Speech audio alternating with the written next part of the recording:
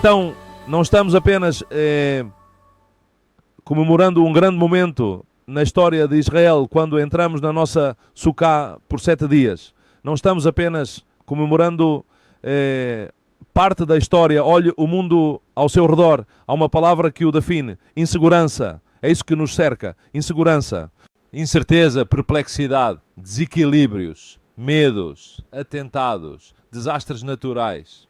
Mal saímos de uma, já entramos em outra. Vejam o alerta que surgiu em 2010, quando começamos aqui. Nossos juízes já diziam.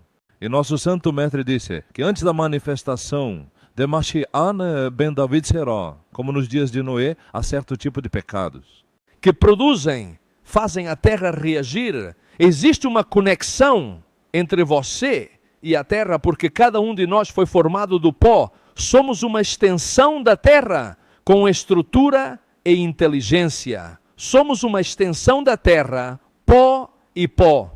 Ao pó voltarás. Então, quando em vez de seguir os princípios e mandamentos que regem a relação entre nós e Hashem, e entre nós e o ambiente em que vivemos, nos comportamos mal, criamos uma energia que afeta a terra e ela reage. Não podemos culpar Deus por isso. Nós mesmos estamos provocando os terremotos. E nossos profetas ensinam que, por exemplo, o pecado do homossexualismo provoca terremotos. E o que aconteceu em 2010? O México aprovou o casamento entre pessoas do mesmo sexo. Nenhuma dessas tormentas que nos atingem vem por acaso. Há uma interação entre o homem, as coisas que fazemos, incluindo os testes nucleares, incluindo os pecados que cometemos.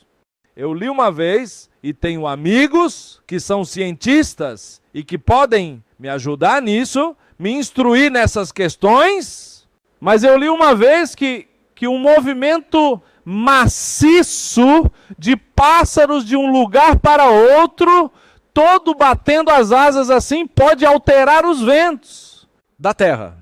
Estamos falando de milhões e milhões de asas, fazendo assim, cria ondas que mudam os ventos da terra. Agora imagine 6 bilhões de pessoas pecando contra a terra. Diz a Torá: a terra os vomitará. A terra se recusará a dar seu fruto. A terra os expulsará. São mistérios que temos. Precisamos pensar seriamente no que estamos fazendo.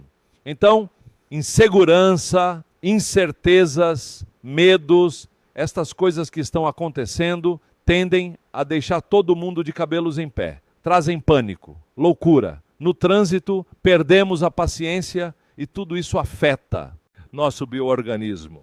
Então, Sukkot, e esta é a boa notícia, Sukkot é uma terapia para fortalecer a emuná, a fé em Hashem, para internalizar que nossa segurança não está no que nós mesmos podemos fazer, mas acima de tudo, no que o Eterno promete fazer por nós. E essa terapia da emuná deve acompanhar vocês durante todo o ano, para superar o síndrome da loucura e substituí-lo pelo antídoto da confiança em nosso Pai que está nos céus. Por sua vez, a terapia da emuná se transforma na terapia da alegria, porque Sukkot é um tempo de alegria. Sukkot é um tempo de alegria. Uma das causas do exílio babilônico foi que os filhos de Israel esqueceram de santificar as festas do Eterno.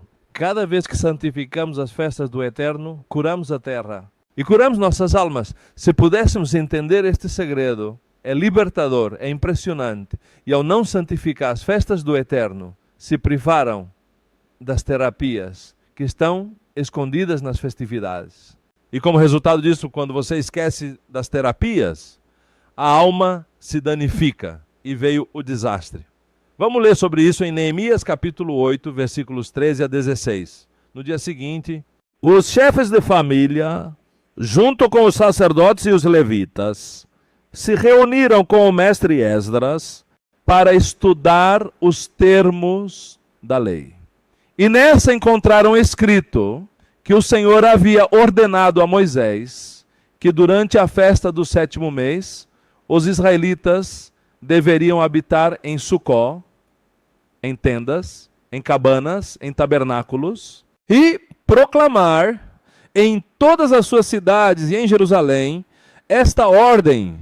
Vão à montanha e tragam ramos de oliveira brava, de murta, de palmeira e de toda árvore frondosa para fazer cabanas, conforme está escrito. Estão ouvindo? Então o povo foi e trouxe ramos. E com eles fizeram cabanas nos telhados, nos pátios, no pátio do templo de Deus, na praça da porta da água e na praça da porta de Efraim.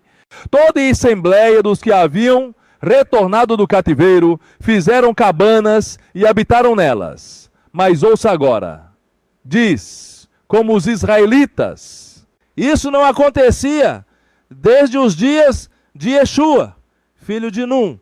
Fizeram uma grande festa. Yeshua, também conhecido como Josué, o servidor de Moisés, fizeram uma grande festa. Todos os dias, do primeiro ao último, leram o livro da lei de Deus. Celebraram a festa durante 7 dias, e no 8º dia, houve uma assembleia solene, conforme tinha sido ordenado. Não fizeram o juiz de Israel, não fizeram os profetas, não fizeram os reis, não fez Saul, não fez Davi, não fez Salomão, não fizeram no reino do norte, não fizeram no reino do sul, não fizeram. Não vamos analisar aqui porque não o fizeram. A questão é que não o fizeram.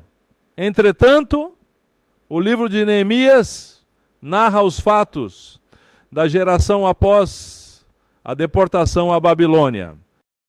Estamos falando dos anos 450 a 430, antes do nascimento de Yeshua. Lembre-se dessa data, após o retorno do cativeiro da Babilônia.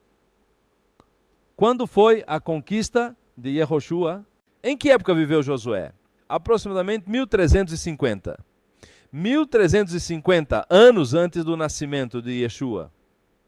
Então, se o livro de Neemias diz que desde os dias de Josué até aquele momento de Neemias, os israelitas não tinham santificado esta festa. Estamos falando de 900 anos, quase um milênio, 9 séculos de história sem Sukkot, sem jubileu, sem o ano sabático, sem tocar o shofar pela terra. O que aconteceu? Privaram-se de todas as terapias que essas festas oferecem.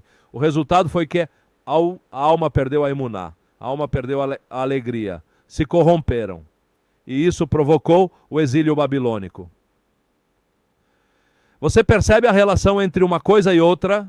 Quando você tem a alma danificada, peca.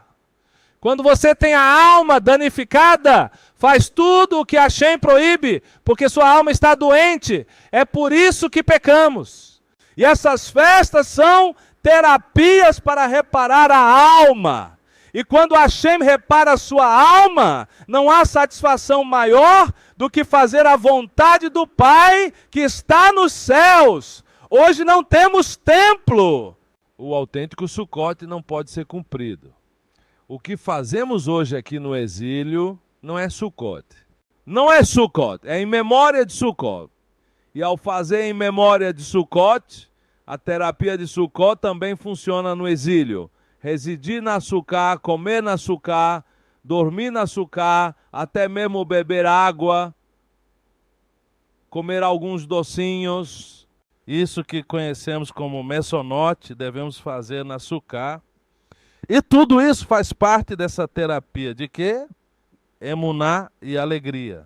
Que bom é a festa de Sukkot. Então, quando entramos debaixo do teto da Sukkah e sentamos e dizemos Asher Kishanu Bemitzvotav, Vetzivanu Leishev Basukkah, nós selamos a terapia, todos os dias vamos selando, sempre selando. É um tratamento de 7 dias. Então, parte dessa terapia de emuná e alegria, vem com os 3 ramos e um fruto que fazem parte da obrigação de Sukkot. Diz a Torá, tomarás no primeiro dia de Sukkot um fruto da árvore. Esse é o etrog. Esse que está aqui, veja que beleza. Tampetas. Também diz ramo de palmeira. A palmeira a que se refere é a da tamareira. Não é aquela palmeira real que vemos por aqui, é a da tamareira, ramos de murta.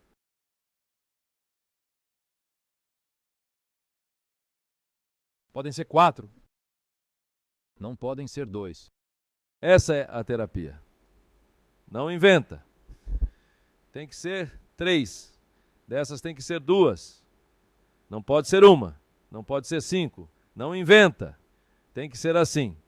Então temos este e temos este. 4. 1, 2, 3 e 4. Nós juntamos e essas são as 4 coisas com que devemos fazer a terapia perante Hashem por 7 dias. E cumprimos com a obrigação que diz as 4 espécies. E fazemos a berahá de Netilat Lulav, erguer a lulav. E por outro lado são 7 dias. E um 8º que segue, que já não está relacionado exatamente com a Sukkah, mas está ligado à festa. E que representam os 6.000 anos de história dados à humanidade. Os 6 primeiros dias, o 7º representa a era messiânica e o 8º as eras eternas com Hashem.